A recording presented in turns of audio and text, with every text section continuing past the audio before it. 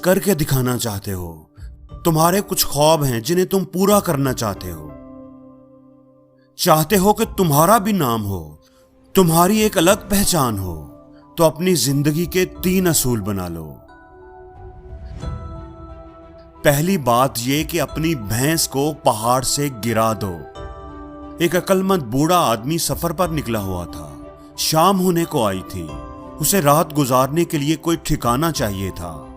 एक भला आदमी उसे मिला और अपने घर आने की दावत दी। चलते चलते वो एक खेत से गुजरे। खेत की हालत देखकर लगता था कि खेत का मालिक उस पर कोई खास तवज्जो नहीं देता। खेत के दरमियान ही उस भले आदमी का घर बना हुआ था। उस आदमी के घर से उसकी गुर्बत जाहिर होती थी। बूढ़े आदमी ने पूछा कि मैं देख रहा हूं कि आपका खेत बहुत बड़ा है, लेकिन आपने उसमें कोई फसल नहीं उगाई, तो आप गुजारा कैसे करते हैं? उस आदमी ने जवाब दिया कि हमारे पास एक भैंस है जो काफी दूध देती है।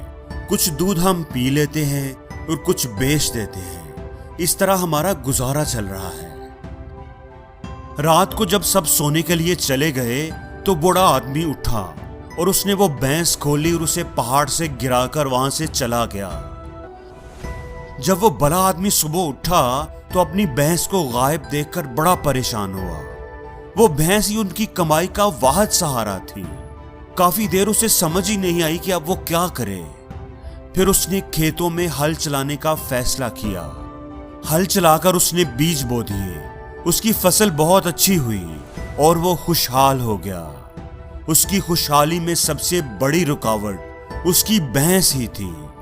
वो भैंस के दूध से ही मुतमईन था। वो भैंस उसका कंफर्ट जोन थी। जब भैंस नहीं रही तो उसने कुछ करने का फैसला किया। दोस्तों, इसी तरह हम सबकी जिंदगियों में भी कोई ना कोई भैंस होती है जो हमें आगे बढ़ने से, जिंदगी में कुछ करने से रोक रही होती है, जो हमारा कंफर्ट जोन होती है। इसलिए आगे बढ़ने का पहला असूल ये है कि अपनी भैंस को पहाड़ से गिराओ, अपने कंफर्ट जोन से बाहर निकलो। दूसरा असूल ये बनाना कि जिंदगी में आने वाली मुश्किलों को अपॉर्चुनिटी बनाना सीख लेना। हर मुश्किल के अंदर एक मौका होता है, एक अपॉर्चुनिटी होती है। दोस्तों, ईगल हमेशा तेज हवाओं की, तूफान की तलाश में रहता है। जब कभी तेज हवाएं चलना शुरू होती हैं, बादल इकट्ठे होने लगते हैं, तो ये एक्साइटेड हो जाता है।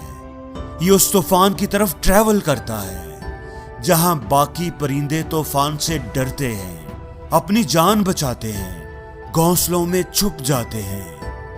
ये उस तूफान के अंदर घुस जाता है। ये उन तूफानी हवाओं को इस्तेमाल करता है और ऊंचा उड़ने के लिए और बुलंदी तक जाने के लिए।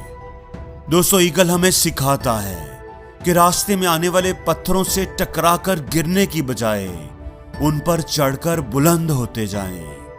उन पत्थरों को अपने लिए रुकावट समझने की बजाय अपने लिए सीढ़ियां बना लें। जिंदगी में आने वाली मुश्किलों को अपने लिए अपॉर्चुनिटी बनाना सीख लें। जिंदगी में आने वाली मुश्किलों से डरना नहीं चाहिए, उनमें छुपी अपॉर्चुनिटी को तलाश करना चाहिए।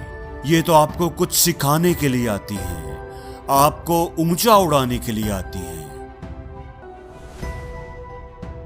और दोस्तों, कामयाब शख्स वही है जो तूफान आने से पहले ही बंदोबस्त करके रखे, बारिश होने से पहले ही छतरी खरीद कर रखे। अक्सर लोग किसी मुश्किल के बारे तब सोचना शुरू करते हैं जब वो सर पर आ जाती है। फिर वो भाग दौड़ शुरू करते हैं, लेकिन तब तक बहुत देर हो चुकी होती है। किसी किसान को अपने साथ काम करने के लिए एक हेल्पर चाहिए था। एक दिन एक आदमी किसान के पास काम की तलाश में आया। किसान ने पूछा कि कौन कौन सा काम तुम्हें करना आता है, क्या खूबी है तुम्हारे अंदर? उस आदमी ने बड़ा अजीब जवाब दिया, I can sleep when the wind blows। जब तूफान आएगा, बारिश आएगी, तो मैं आराम से सो सकता हूं। अब किसान को इसकी बात बड़ी अजीब लगी कि जब तूफान आएगा तो मैं सो सकता हूं। किसान को बात की समझ तो नहीं आई, लेकिन उसने उस आदमी की अजीब बात की वजह से उसे नौकरी पर रख लिया। अब दोनों ने मिलकर खेत में काम करना शुरू कर दिया। फसल अच्छी होने लगी। एक दिन किसान अपने कमरे में सोया हुआ था कि तेज हवा से उसके कमरे की खिड़कियां बजने लगी। उसकी आंख खुल गई। बाहर बड़ा शदीद तूफान आया हुआ था। किसान भागा भागा अपने हेल्पर के कमरे की तरफ गया कि उसके साथ मिलकर मवेशियों को, फसल को संभाले। वो आदमी जो उसका हेल्पर था वो आराम से सोया हुआ था। उसने उस तूफान की वजह से भी आंखें नहीं खोली। किसान ने उसे झंझोड़ कर उठाया। उठो, बाहर तूफान आया हुआ है, फसल को संभालो, मवेशियों को संभालो। तो वो हेल्पर बोला कि जाओ, जाकर आराम से सो जाओ, मैंने सारा काम पहले ही करके रखा है, सब कुछ संभाला हुआ है, महफूज है। तो तीसरा असूल यही है कि मुसीबत आने से पहले ही उसकी तैयारी करके रखो। बारिश का मौसम शुरू होने से पहले ही छतरी खरीद कर रखो, ना कि जब मुसीबत सर पर पड़ जाए फिर तैयारी शुरू करो। और जिंदगी में हर रोज कुछ नया सीखो, नया सोचो, नया करो, लर्न करो।